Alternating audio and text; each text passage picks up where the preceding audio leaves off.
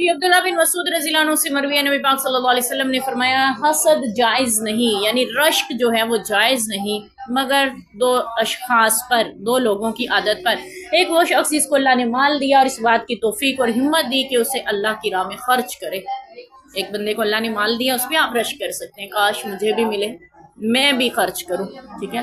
اور دوسرا وہ جس کو اللہ نے علم و حکمت عطا کی اور اس کے ذریعے فیصلے کرتا ہو، لوگوں کو اس کی تعلیم دیتا ہو، یعنی اللہ نے دین کی سمجھ عطا کر دی، دانائی حکمت عطا کر دی ہے، اس پہ آپ رشک کر سکتے ہیں۔ ہماری یہاں بھی ترجیحات بدلی ہیں، ہم ہر اس بندے پہ رشک کرتے ہیں جس کے پاس حسن ہو، جس کے پاس عہدہ ہو، جس کے پاس اچھے کپڑے، اچھا لباس، اچھا گھر، گاڑی بل ہو، بینک بیلنس ہو، جس کے پاس بڑی بڑی جگیریں ہوں، ہم ان پہ رش کرتے ہیں، کتنا اس پہ تو خرچ کیا، اللہ نے فضل کیا ہوا ہے، کتنا اس کے پاس تو مال ہے، کتنی پیاری ہے، کتنے اچھے بال ہیں۔ خواتین کی بات یہ ہوتی ہے کہ کتنا اچھا پرس اس نے لیا ہوا تھا، کتنے اچھے جوتے پہنے ہوئے تھے، کیسی تیار ہوئی ہوئی تھی۔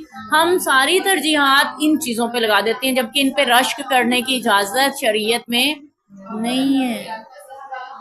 رشک کرنا ہے نا تو پھر اس پہ کریں جس کو مال ملا اور اللہ کی راہ میں خرچ کریں۔ رشک کرنا ہے نا تو اس پہ کریں جس کو اللہ نے دین کی سمجھ دی، حکمت اور علم عطا کر دیا اور لوگوں کے درمیان اس کو ساتھ فیصلے بھی کرتا ہے، یعنی لوگوں کے ساتھ بھلائی کے کام کچھ ہمارے معتبر لوگ ہوتے ہیں نا، بڑے بڑے اجڑتے گھروں کو بسا دیتے ہیں، آپس میں میاں بیوی کی بن نہیں رہی ہے، وہ ایسی صلح کراتے ہیں، اللہ تعالیٰ ان کے گھر آباد کر دیتے ہیں۔ یہ دنائی کے ساتھ فیصلے کرنا، کسی کے ٹوٹتے ہوئے گھروں کو بچا دینا، یہ اتنی بڑی نیکی ہے۔ اللہ تعالیٰ کے نبی نے فرمایا اس پہ رشک کرو۔ وہ بندہ قابل رشک ہے جس کو اللہ نے اتنی حکمت اور اتنا علم دیا ہے کہ وہ لوگوں کے درمیان ایسے فیصلے کرتا ہے جو ان کی بھلائی کے لیے ہوتے ہیں۔ تو ایسے لوگ جو ہیں معاشرے کا سرمایہ ہوتے ہیں۔ اللہ تعالیٰ ان کو ان کی قبر پہ کروڑوں رحمتیں فرمائے، ٹھیک ہے، اللہ تعالیٰ ان کے درجات بلند کرے۔ بالکل اللہ کے یہ وہ بندے ہوتے ہیں جو ایسی نیکیاں سمیٹ جاتے ہیں جو عبادت گزاروں کو بھی شاید وہ مقام نہیں ملتا، جو انسانیت کے ساتھ بھلائی کر جاتے ہیں۔ تو یہ ایسے لوگ قابل رشک ہوتے ہیں، بننا چاہتے ہو تو ایسے بنو۔ اللہ تعالیٰ ہمیں بھی یہ عادات نصیب فرمائیں، یہ صفات نصیب فرمائیں اور ہمیں رشک کرنے کی توفیق وہاں پہ دیں۔ ایک اور بات ہے، اللہ تعالیٰ نے قرآن پاک میں فرمایا لا تمدن عینیک الی ما متعنا بہ ازواجا منہم زہرۃ الحیات الدنیا، دنیا کی مال و دولت جو اللہ نے دی ہوئی ہے نا لوگوں کو، اس کی طرف نظر اٹھا کے بھی نہ دیکھو۔ ہمیں دنیا والوں پہ رشک تب آتا ہے جب ہم ان کو حسرت بھری نظروں سے دیکھ رہے ہوتے ہیں، یہ کتنی پیاری لگ رہی ہے، آپ دیکھیں گی نہیں تو رشک کیوں ہوگا؟ آپ اس کے کپڑوں کو نہیں دیکھیں گے، اس کے جوتوں کو نہیں دیکھیں گے، یہ کیسے ہو سکتا ہے جب آپ نظر کی حفاظت کرنا جانتے ہو، جب آپ کو پتا ہے میں نے رشک کرنا کہاں پہ، ٹھیک ہے۔ پھر آپ ان لوگوں کو دیکھیں گے، اس کے پاس علم کتنا ہے، اس کے پاس فیصلہ کرنے کی قوت کتنی اللہ نے دی ہوئی ہے، کتنی حکمت اس کو دی ہوئی ہے۔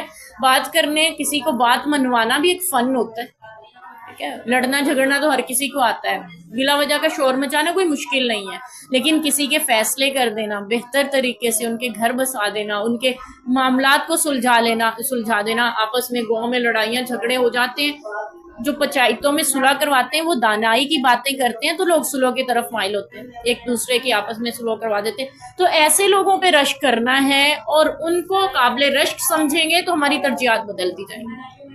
ہم نے کبھی اس کو اہمیت ہی نہیں دی، ٹھیک ہے۔ کوئی بندہ اللہ کی راہ میں خرچ کر رہا ہے، اچھا ٹھیک ہے کر رہا ہے، ہمارے پاس ہوگا تو دیکھی جائے گی، ٹھیک ہے، لیکن رشک کریں اس پہ، کتنے خوش نصیب ہے اللہ کی راہ میں خرچ کر رہا ہے، اللہ مجھے بھی دے اتنا، ٹھیک ہے، ہم بھی خرچ کریں۔ بالکل، اگر آپ نے یہ سوچا کہ میرے پاس ہوتا میں بھی خرچ کرتا، اس نیت کرنے پہ ہی اللہ اتنا ثواب دے دیتے ہیں جتنا آپ خرچ کرنے کی نیت رکھتے ہیں۔